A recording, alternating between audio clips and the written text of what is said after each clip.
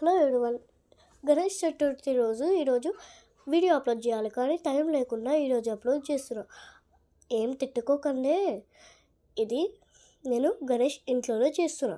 So కొంచెం కావాలి కదా, అయినా నేను చేసే చిన్న గణేశుడికి ఎవడు చూస్తానులే అని అనుకొని నేను చేయను, నాకు వచ్చినట్టు నేను చేస్తాను. సో మా అన్న మధ్యలో వచ్చి ఏదో ఒక డిస్టర్బ్ చేసి పోతాడు. ఇప్పుడు కొద్దిసేపు అయితే మా అన్నని తిట్టడం స్టార్ట్ చేస్తాడు చూడండి.